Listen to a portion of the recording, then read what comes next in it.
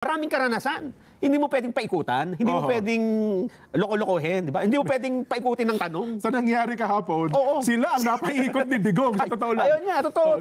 Yung Risa Ontiveros, na talaga namang naghandat ng kanyang mga tao sa likuran, ay nakahanda na po ng maraming maliliit na papel para itanong. Parang kahapon, walang gustong itanong dahil sa lahat ng tanong ni Senadora Risa Ontiveros, ay parang nasopla lahat eh. Sopla. Anyone to make an affidavit that will tell them, that will speak lies to them. We don't do that. You see? Okay, but he did not say you forced him to make an affidavit. This was his testimony in the Senate. Number one, he said first that Congressman Dan Fernandez put the paper he was holding in the table at sinabi, yung paragraph na yun, no, yun ang affidavit ni Colonel Garma. Sinabi niya, ikumpirma mo na alam mo ang reward system. In other words, it appears that you were not objective, both of you, that you were in effect influencing a resource person to corroborate Garma's testimony. No, we're not. Accusation niya. We're not influencing him. We're just asking him because it was. Ano yung hindi raw ini-influensyahan. Bakit pinasok niyo sa kwarto? Yes. Magandang morning sa lahat. Andito naman si Kuya Goods nagbabalik. At kung hindi ka pa nakasubscribe, yan, mag-subscribe ka na at hit mo rin yung bell para updated ka sa ating mga video. Ano na ngayon? Grabe. Iba't ibang bersyon. Pero bago natin simulan na ating talakayan, magpasalamat muna tayo. 51,000 na po ang new subscribers. Maraming salamat po sa inyo lahat. At doon sa mga datihan na walang sawang sumusuporta at sumusubaybay, maraming salamat po. Eto na nga. Isang like, isang share, o gusto tayo yan, i-like nyo yung video, ano yung talakayan natin ngayon? Bakit na nasabi natin iba't ibang version?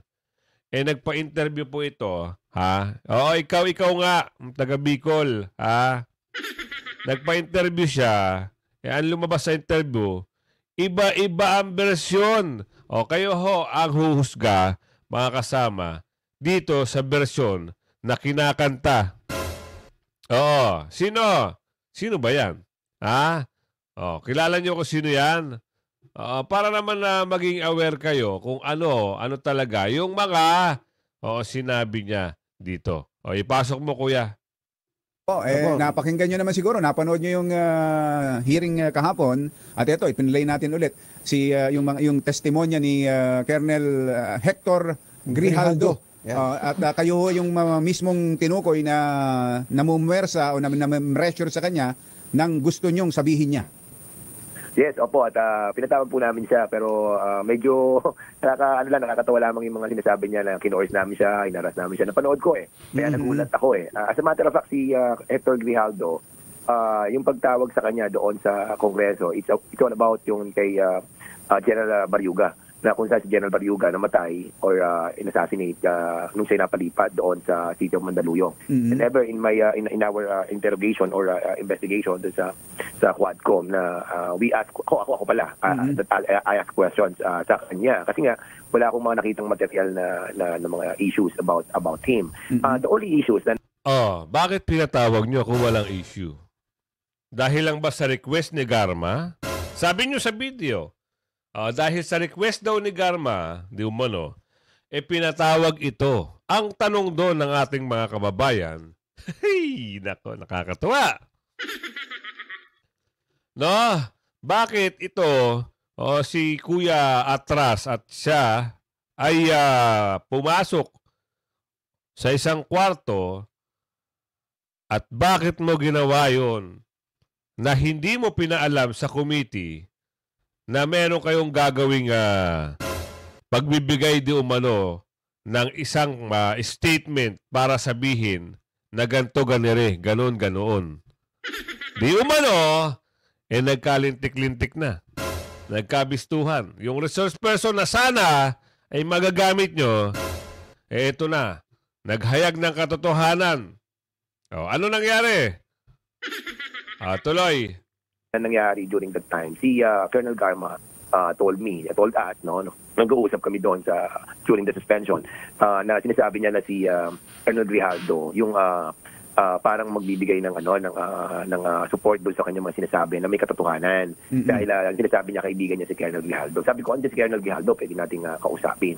So, kinausap namin si Colonel Grijaldo. As a matter of fact, hindi nga alam po ito ng ibang chairman, nakakaalam lang ako. Tapos nasabihan ko si Chairman Abante. So, ang sabi ni Colonel Garma, mas maganda kung nandun yung dalawang lawyer ko. So, we decided. Kaya may mga inconsistency din sa mga sinasabi niya sa affidavit niya na sinabi niya na dumating siya, andun na yung mga lawyer. Hindi totoo yun. Dahil nauna doon siya, tapos kami, and then yung mga lawyer. So, nung nandun na kami, sabi ko, sabi ni Colonel Garma, kaibigan ka niya. Sabi yung gano'n, totoo ba itong mga sinabi ni Colonel Garma sa kanyang affidavit? Sabi niya, kasi ikaw daw yung makaka-support sa kanya. So, may tinuro akong paragraph doon. Totoo yun, tinuro ko yung paragraph doon. Sabi ko, totoo ba ito na... huli ka na. Umami na siya, tinuro niya yung paragraph, at yun daw ay di umano, yun ay sasagbihin pag tinanong siya. Ayaw yun sa video, ha? Ayaw sa statement niya ni Colonel Grijaldo. So, ang tanong, dapat hindi naman kayo wala kayong karapatan na, lalo na isang kwarto. Hindi kayo basta-basta po lalapit sa isang tao o resource person para sabihin nyo gano'n. Dapat mali yun. Kaso nga yun. Sabi nga ni Pangulong Duterte, isa yung kaso. So, ang ipagtataka natin dito, bakit nila nagagawa? Ay, dalawa sila, walang kaalam-alam. Ang committee. Tuloy. Nangyari yung reward system. Naku sir, wala po akong alam dyan, sabi niya gano'n. Itong paragraph ito, may alam ka dito. Wala di po ako alam dyan. Tapos, tama yung sinasabi niya, yung 1999 na tinuturo ko yun. So, nung sinasabi niya walang gano'n, so sabi ko, sige, okay, lumabas na ako. Tapos si Chairman Abante, lumabas na rin. So, it is not our policy and I think it will be so offending sa ibang chairman of the Quadcom. Sa kanila narinig. Offending niya. Totoo naman. Parang ang lumalabas dito, di umano, ay pagtatraidor. Gumawa kayo ng eksena ng dalawa para kayo sumikat. At the end of the day, kayo ay kayo rin ang sumira sa isang grupo. Di umano. Tama ba? Bakit kasi nyo ginawa? Ngayon, hindi lang kayo ang sira, hindi lang kayong dalawa. Buong committee nyo. Ay ano ngayon sasabihin ngayon ng leader nyo, ang chairman nyo, at yung mga kasama nyo sa committee? For sure, galit yun sa inyo. Kasi wala nang kredibilidad eh. Hindi na talaga maniniwala ang tao sa inyo. Lahat kayo dyan, damay-damay na, di umano. Sige, bigyan nyo ako ng isang senaryo. Bigyan ko kayo ng isang senaryo mga kasama. Isang grupo kayo. Nakagaya niyan, nagkaroon kayo ng isang insidente na ganyan. Isang grupo may pangalan, kagaya ng Quadcom. Tuwadcom. Di ba? Nasira. Sino sira ngayon? Di ba buong committee? Hindi lang naman silang dalawa eh. May pangalan sila eh. Isang grupo. Ngayon, ano nangyari? Di walay. Gawin namin yung inaakusa sa amin na kino-coerce namin siya, tinatreat namin siya just to sign an affidavit which in my belief na hindi naman siya ganoon ka-importante doon sa hearing namin. Ganon? Hindi pala siya importante. Kasi nakasentro siya kay General Barayuga eh. Yung kay General Barayuga na issue na siya yung chief of police during that time, yun yung focus nung investigation about him. Kaya siya napatawag. Yes, so kaya siya napatawag. Wow! At nang pinagtatahi-tahi ko yung sitwasyon. Pero wala ho siyang participation talaga. Pinagtatahi-tahi niya pala ang sitwasyon. Ulitin natin ha. Ibig sabihin, gumagawa ka lang ng kwento mo ngayon. Pinagtahi-tahi mo na lang. Hindi pwedeng gamitin yung term na ganun. Dapat, ang sinabi mo sa taong bayan, ina-analyze ko ang sitwasyon. Hindi yung tahi-tahi. Ikwento ko, chero na lang pala yung ginagawa mo. Ulitin natin ha. Nagtatahi ng sitwasyon.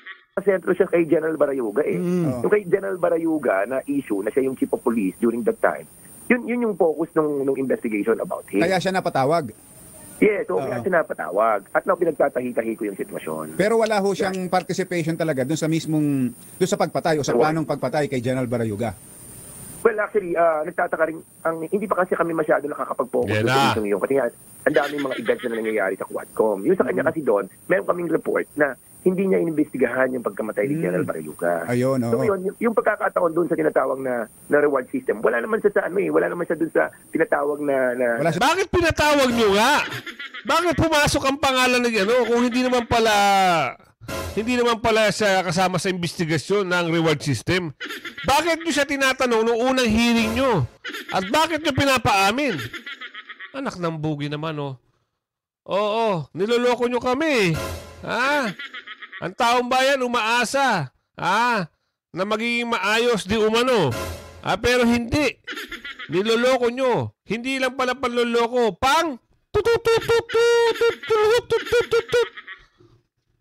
Sa picture. sa radar. Oo. Sa radar. Ang nagsabi lang noon si Colonel Garma. Kaya kami, pinausap namin siya. Pero yung sabihin mo na pinapwersa ka namin, kinukuha ka namin, tinatakot ka namin, hindi namin personality yun. Saka kung sakali man, nung lumabas na kayo ng silid na iyon, at umarap na siya. Halimbawa, umarap na siya dun sa open hearing at Yes. dahil nga pinupwersa niyo siya. Di sana sinabi niya yung in open hearing, nag-testify siya tungkol dun sa inuutos niyo. Yung na gusto niyong sabihin niya. Na sana sinabi niya yung di umano'y pinasasabi niyo sa kanya. Wala na pala, hindi naman pala siya nag-testify tungkol doon. Yes, hindi, wala. Dapat nga, saka dapat kung kinukuha ko siya, hinaharas ko siya. Kasi dapat, hinaras ko na siya sa hearing mismo. Di ba? Dapat sinabi ko na doon na, ikaw, ganyan-ganyan, ito, si Garma, ganyan-ganyan. Pwede kong gawin yun. O tapos, pwede ko siyang, i-post ko siya doon. Pero hindi nga namin personality, binibet namin kasi yung mga doon, Yung mga witnesses. Kasi kapag yung tipong, ayun, for example, katulad niya, wala siya nalalaman. Tapos wala naman kami makukuha sa kanya. Wala kayong mapapala sa kanya. Ano mo, Jerry saka Anthony, hindi naman lumulutang ang pangalan ni Grijaldo sa Quadcom. Kaya naman pala. No? Kaya naman pala. Ngayon pala ay wala na mapapala. Noong una, taintay kayo ipatawag si Grijaldo. Akala nyo may mapapala kayo. Ngayon wala mapapala. Oo. Hindi na siya ngayon kabilang. Wala siyang bilang. Ganun ba? Grabe, no? Ganun sila. Kaya nga may papakita sa inyo, sa inyo, mga kasama. Lalong-lalo na yung mga taga Laguna. Eto na ho, ang survey. Mamaya. Exciting to eh. Sige, tuloy mo, kuya. Hindi naman siya pinag-uusapan namin doon. Kaya kami nagulat kasi nung sinabing may bombshell daw sila. Yung pala yung bombshell na sinasabi na equities naman pala. So, alam mo na ko nagulat ako kasi pinagtagtahi-tahi namin. Alam mo may istorya niyan ganito para at least for the information of everybody, para at least transparency, mapakita rin natin. Prior sa Quadcom hearing about Garma, si Garma kasi nakipag-communicate na sa amin. Ayaw ko nga sana dahil nga siyempre gusto namin doon na sa hearing magsabi ng lahat. Kasi meron siyang kaibigan meron din akong kaibigan na common friend na sinasabi na gusto daw magsabi ng totoo. Sabi ko, sige, okay yan. Pero nung una, tinanggihan ko. Kasi nga, parang ang feeling ko, kung magsasalita na siya doon, parang doon na lang mismo sa hearing. But nagkaroon ng... Sinungaling! Ang sabi ni Marlon dito, sinungaling. Bakit? Paano na naging sinungaling? Kasi, nung sinabi niya doon sa una, pinatawag niya dahil kaibigan at kakilala daw ni Garma. Yun ang sabi sa unang video, sa unang interview. Ngayon, eto naman, narinig yung pagkasabi. Iintindihin natin, ulitin natin, sige. Para naman, malinawan kayo. Ng lahat. Kasi meron siyang kaibigan meron din akong kaibigan na common friend na sinasabi na gusto daw magsabi ng totoo. Sabi ko, sige, okay yan. Pero nung una, tinanggihan ko. Kasi nga, parang ang feeling ko, kung magsasalita na siya doon, parang doon na lang mismo sa hearing. But nagkaroon ng mga ilang tinatawag dito approach sa akin. So, I decided to talk. Pinatawag, kinausap, pinapunta, kaibigan daw. Bakit nga ngayon, pinasok? Bakit pinasok nyo sa isang kwarto? Ano intention nyo? Kagaya nga nasabi ng iba, ano yung intention nyo? Bakit ginawa nyo ng ganun? Hindi naman pala alam ng mga kasamahan nyo. Ano ang purpose nyo? Para i-brainwash di umano? Para paaminin di umano? O para takutin di umano? Yun ang tanong ng ating kababayan. So eto na. Ano bang meron? At para malaman ng ating kababayan, bakit ito si Atras Abante, di umano, ay Antono, ay dispalanghado na rin. ano ba yung sinabi dito? Bakit kasi paiba-iba sila ng kanta? No, yung music na gusto nila, parang paiba-iba na sila. Bakit? Yan ang tanong natin. Sa interview dito kay Miss Karen, ano nangyari na? Panoorin natin at kayo na ang bahala mag-analyze kung ito ba'y nagsasabi ng totoo, nagsisinungaling, at gumagawa ng kwento. Pasok, ate. And Manila 6th District Representative Benny Abante. Representative Abante, good morning to you. Good morning, Karen. Good morning to all of you there watching this channel right now. Thank you. All right, so let's go straight to the point. Did you and Representative Dan Fernandez instruct Police Colonel Hector Grijaldo to confirm the reward system in Davao, in effect asking him to lie? I already made a statement that there is no truth to the accusations of Colonel Grijaldo that I forced anyone or we forced anyone to sign any affidavit in exchange to favors or the possibility of promotions. And that is what I said in the media, Karen. All right, but this is the point, Representative Abante. Wait, I won't let that go just yet. What is your business and Dan Fernandez's business speaking to a resource person? Why would you do that? He was actually a classmate of Colonel Garma. And Colonel Garma asked us if we can talk to Colonel Grijaldo because he has something to say. So, nagano naman kami, okay, we talked to him. But what you did was wrong. That immediately put color and bias into the resource persons. What is the business of two representatives speaking to a police colonel who is meant to be under oath, give his testimony? You should not have spoken with him. No, he was not out under oath in the Senate, yes. But when we talked to him, we were talking to him in response to what Colonel Garma said. No, but in the end, he was going to speak in the Quadcom. They are under oath in the Quadcom, correct? Yes, that's true, yes. Yes, so why would you But speak No, the point is this, Representative Abante. Yes, Do you, in the lower house, do you all speak to your resource persons before they attend the hearing? Not necessarily, but in a way. Is that the practice in the lower house? Is it the practice in the lower house that you speak? Sometimes these resource persons would request us to talk to them privately. So we give them some time so we could be able to talk to them privately. But the thing is this, forcing anyone. Ito ha. Ibig sabihin si Garma pa ngayon ang makapangyarihan dyan? Siya ngayon ang nagmamando para sa inyo? Ha? Di kaya kayo nga yung bida dyan eh. Tapos bibigyan nyo ng pagkakataon na mag-request itong si Garma ng isang kaibigan, di umano. Hindi sila magkaibigan. Magkaklase sila ayon sa video. Ngayon, ang tanong ng ating mga kababayan, bakit nyo pinayagan si Garma na imbitahan hindi naman pala kasali si Grijaldo sa pag-imbestiga nyo? Diba? Ngayon, nagkakalito-lituan na tayo. Iba-ibang bersyon na. Ano na ngayon mangyayari? Ito kung paano durugin ni Karen Davila. At kita nyo sa video kung paano niya... Ay, mga taga Manila, gising! Tuloy. Anyone to make an affidavit that will tell them, that will speak lies to them. We don't do that. You see? Okay, but he did not say you forced him to make an affidavit. This was his testimony in the Senate. Number one, he said first that Congressman Dan Fernandez put the paper he was holding in the table at sinabi, yung paragraph na yun, yun ang affidavit ni Colonel Garma. Sinabi niya, ikumpirma mo na alam mo ang reward system. In other words, it appears that you were not objective, both of you, that you were in effect influencing a resource person to corroborate Garma's testimony. No, we're not. Accusation niya. We're not influencing him. We're just asking him because it was... Ano yung hindi raw ini-influensyahan. Bakit pinasok niyo sa kwarto? 'Di ba? Yun ang isang malaking tanong. Todo deny, yay. Alala, huli na. Tuloy. Colonel Garma who actually told us, can you please talk to Colonel Grad because he's my classmate. Regardless, He has this is not the something to say. point. The thing The point- is this. I think Okay, it's this. Okay. But the point is, did you speak to a resource person, two representatives, a resource person in private without his lawyer? Did you do that? No, there were two lawyers there. You see His that? lawyers. He could be able to call his lawyer too if he wanted to. His lawyer. Nakakaintindi ka ba? Ang galing-galing mong mag-English eh. Two lawyers, ni Garma yun. Kasi sabi nyo lang nung previous video. Tinatanong ni Ate Karen, lawyer ni Grijaldo.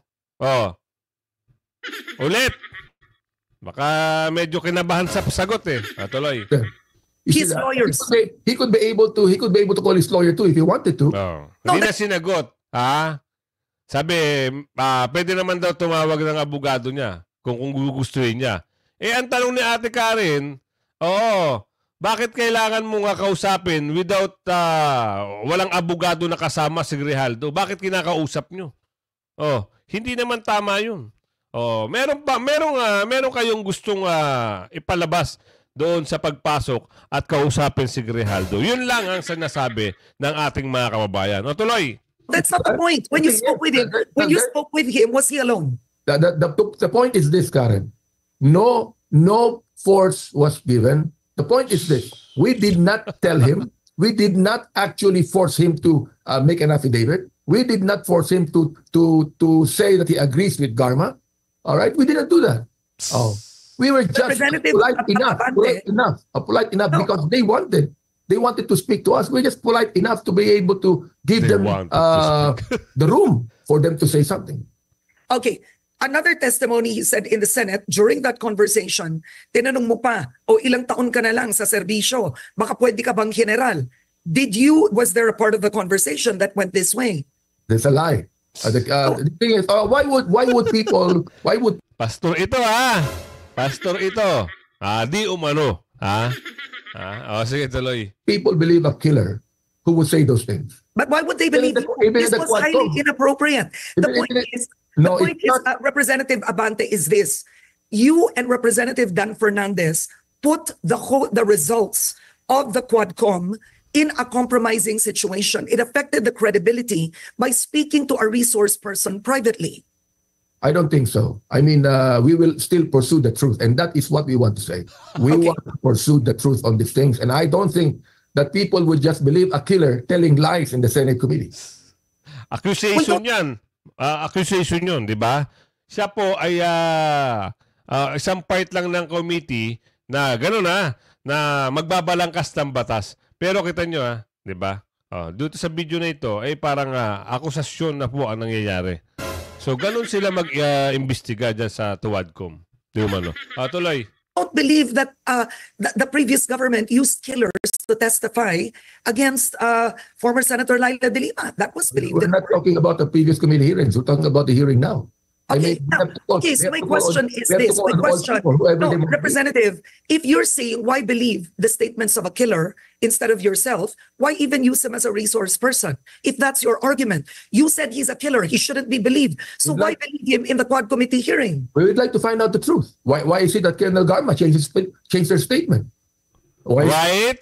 Why? Because, alam niyo na mga kasama, meron siguro nangyaring ganon. Kaya iyak ng iyak si Garma. Kaya luhang-luha. Mga ganon-ganon. Ngayon, pag ito si Garma ay umaten sa Senado, magkakaalaman na po. Nako. Malalaman natin sa darating na mga, kailan kaya yung susunod na hearing? Sabi sa Senado, sa committee ng nila Coco Pimentel, parang 3 hearing lang, no? Sa abangan natin, Abangan natin. Tuloy. That Colonel Leonardo said that there is a reward system. I mean, we would like to ferret out the truth. Okay? Now, I just said, okay, why would anyone believe a killer? But in our Quadcom meeting, we invite everyone, we invite all the witnesses that would tell us the truth on this. Now, if they will not tell the truth, they will still lie. It's up to them. We are here to investigate. We are not here to lie. At the end of the day, Representative Abante, why should the people believe now that what he told in the Quadcom hearing is true, that he knew of the reward system, and in the Senate, he would lie by saying that he was asked to confirm it That and is already, corroborate it. Karen, that is already expected. I mean, we know for a fact that anyone that would go to the Senate would perhaps, change their statement. That is already expected, Karen. But why would he do that? What's in it for him? He's a police colonel. He doesn't want a promotion. If he wanted a promotion, possibly he would have stuck with the story that he knew of the reward system. Given I the don't know, maybe given the political environment today, but yet he goes to the Senate and risks actually by saying they asked me to lie. I don't know, but perhaps he's there to protect the president. Perhaps he's there to just agree with the president, with the former president. You see, we really do not know. We do not know what is in the mind of any person. We expect that to happen, you see. Okay, so you've denied it, so it becomes he said, she said, in this case, he said. But at the end of the day, looking at your actions and Representative Dan Fernandez's actions, have you learned a lesson not to speak with resource persons before a hearing? Perhaps, Karen, perhaps in that way, we were taught a lesson. Sa amin lang, we are just giving them room, okay? Walang anumang coercion dito. Walang anumang promise of promotion dito. We cannot even promise promotion. Who are we anyway? You see, we just want to let the people know the truth about the EJ case. Mas matindi ang EJ case rather more than any statement of any police officer. Okay, but at the end of the day, by meeting with a witness, a resource person, you have two sitting representatives, you are co-chairman of the hearing. People can perceive that as undue influence. That's subtle pressure. I don't think so. That could be perceived as subtle pressure, influence. Remember, you are co-chairman of that committee. Perhaps some people would perceive that, but most people will not. I'm the chairman of the Committee on Human Rights, and we would like to find out. You see that? Even in a personal way. Kung halimbawa, nakiusap yung isang resource person, pwede bang makausap kayo muna? So, we give way. We give way. What is wrong with that? You see that? We give way. Because he would like to know the truth of the matter. But then, magkakaroon ng pagkakaiba ng statement niya. Well, it's up to him. It's up to him. You see that? Kami lang, ang amin lang attitude is that hindi naman kami matigas. Malambot din kami na nais namin na malaman ang katotohanan. Kung yung taong yan, nais niya, pwede ba kayong makausap? So why not? Oo. But coercing a person. But Representative Dan Fernandez was there with you. Representative Dan Fernandez was there with you, right? Yeah. And Colonel Grijaldo's statement was firm. Sinabi niya, he put the paper, he was holding on the table. I believe he said this in Filipino, and he said, this is the statement you'll say. Tinuturo niya yung paragraph. This is Colonel Garma's supplemental affidavit. Just say you know the reward system. Ikumpirma mo lang. Kumpirma mo to. Hawak yung papel. Why would he invent that story? Who invented, Karen? So why would Grijaldo invent that story? Okay. Well, I don't know about him. Perhaps you could be able to ask him, why would he invent that kind of a story? See? He might be protecting someone else. No, so you're saying Dan Fernandez did not do that? See, he is one of those that knew the killing of General Barayuga. Now, I do not know if Lagi nilang sinasabi ngayon dito na hindi kasali si Grijaldo dyan sa reward system. Nakapokus daw sila doon sa killing. So, ang tanong, bakit nga siya gustong ipakausap sa inyo ni Garma? So, at bakit kayo naging interesado sa kanya?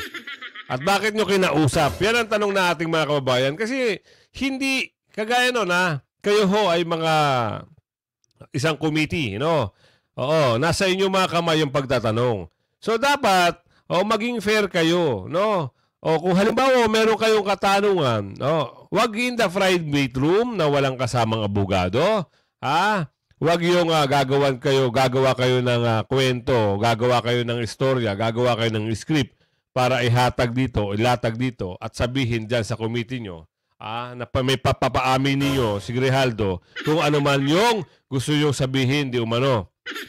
So ngayon, buti na lang matatag yung tao na to at may paninindigan. Hindi niya nilagay hindi niya dinungisan yung prinsipyo niya para sumunod sa inyong mga kagustuhan, di umano.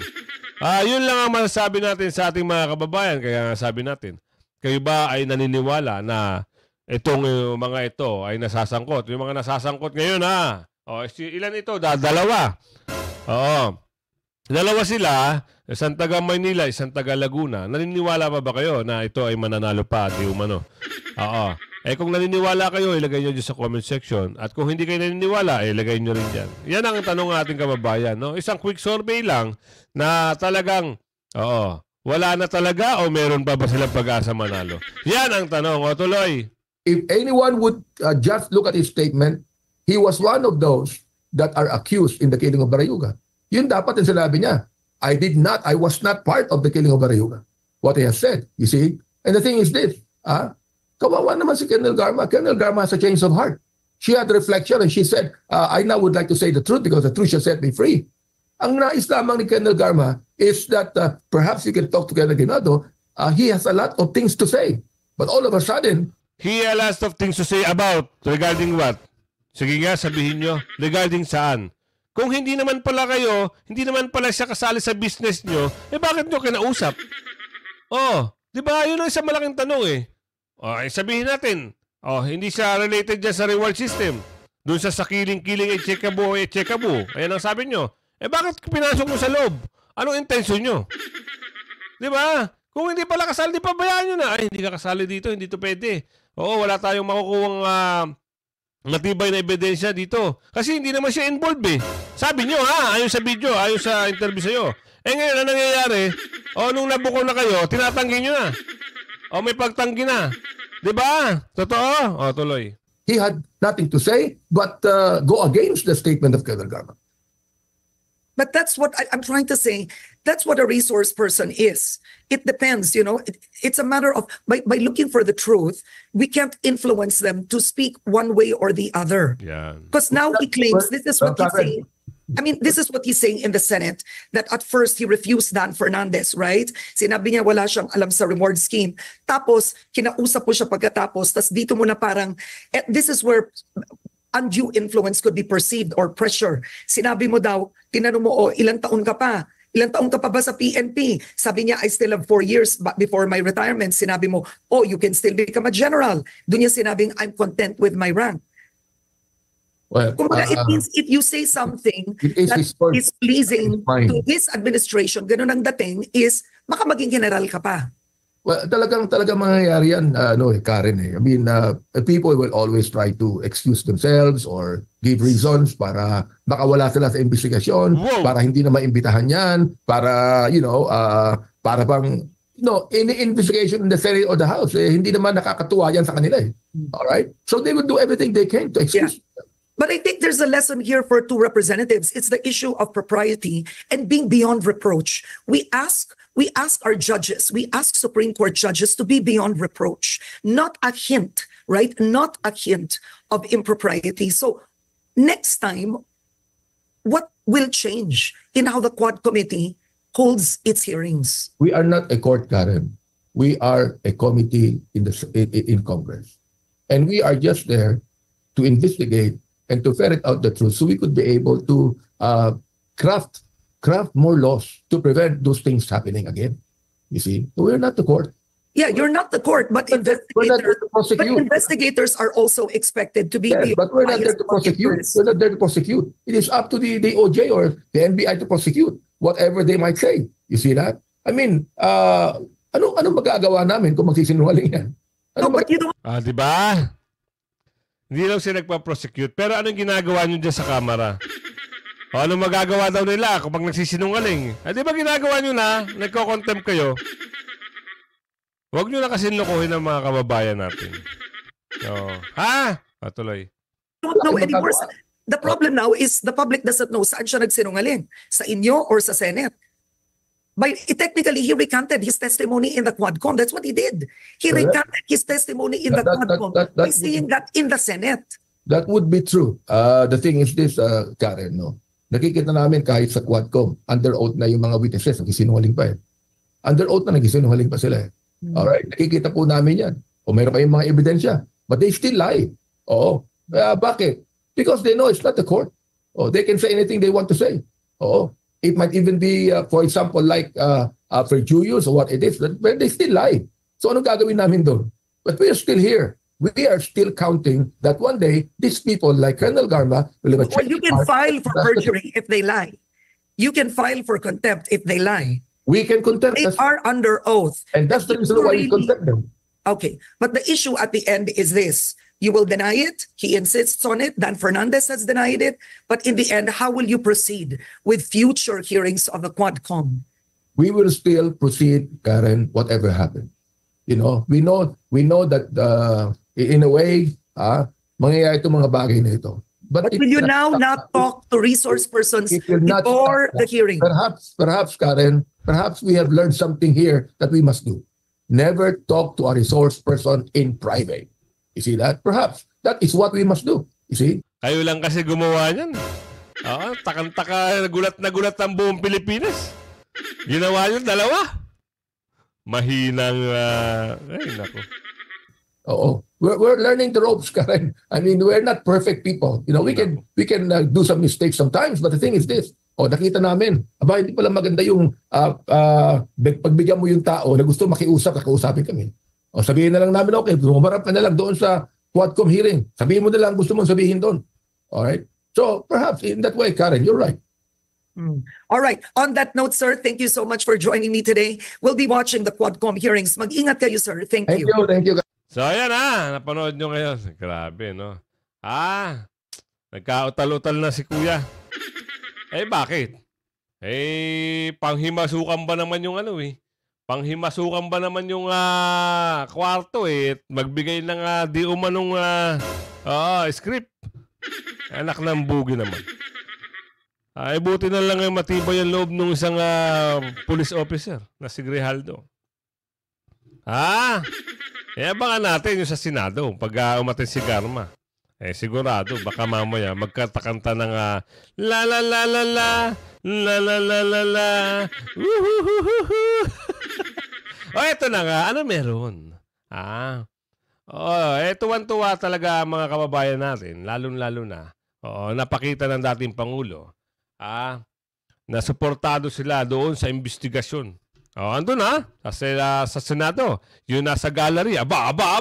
Nagpalakpakan pa. Kuya, ano bang kwento mo sa amin? Pwede mo magbigay ng kahit papano ay pahayag tungkol sa inyong mga komento at reaksyon. Ito, ipasa mo, Kuya. Mauutakan ang isang pwede mong gamitin yung salitang magulang no? Wala, street mart yan batang kali yan. Ang paggamit ko ng magulang is dun sa pagtanaw na isang parent dyan, ha? Totoo. Mas matanda sa'yo Maraming karanasan. Hindi mo pwedeng paikutan, hindi mo pwedeng loko-lokohin, di ba? Hindi mo pwedeng paikutin ng tanong. Sa nangyari kahapon, sila ang napaikot ni Digong sa totoo lang. Ayun nga, totoo. Yung Risa Ontiveros, na talaga namang naghandat ng kanyang mga tao sa likuran, ay nakahanda na po ng maraming maliliit na papel para itanong. Parang kahapon walang gustong itanong dahil sa lahat ng tanong ni Senadora Risa Ontiveros ay parang nasopla lahat Sopla.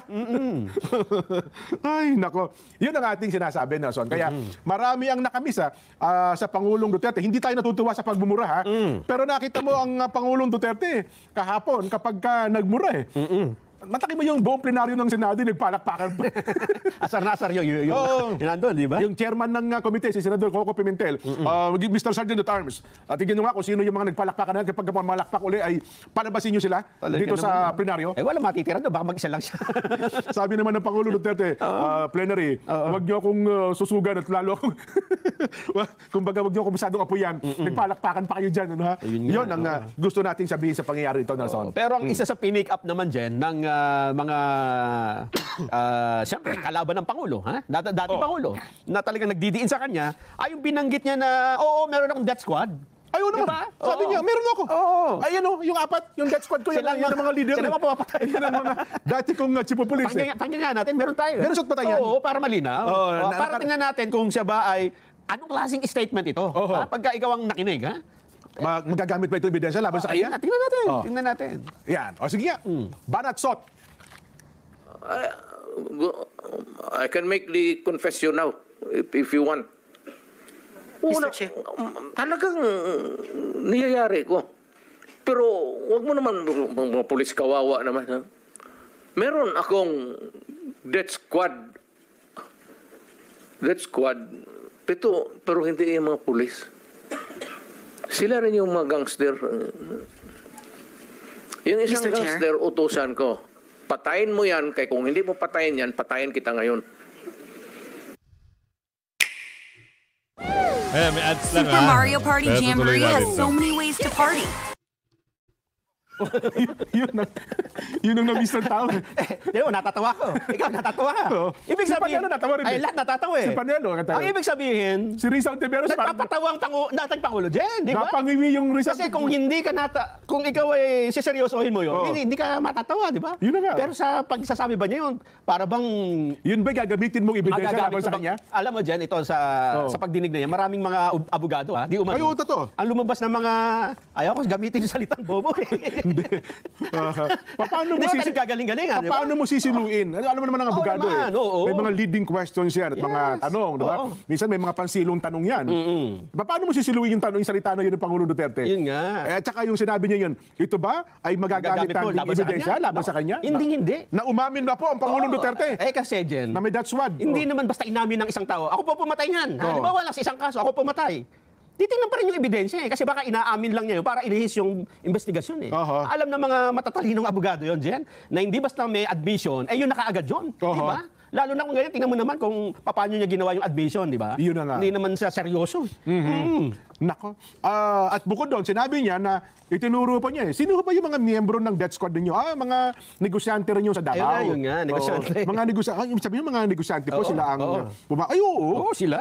Kasi kapag pinatay nila yung mga taong mga salbahe doon, Oo. dadami ang negosyo. Negosyo. Makikinabang ang mga negosyante doon sa kanila. Sino po ang...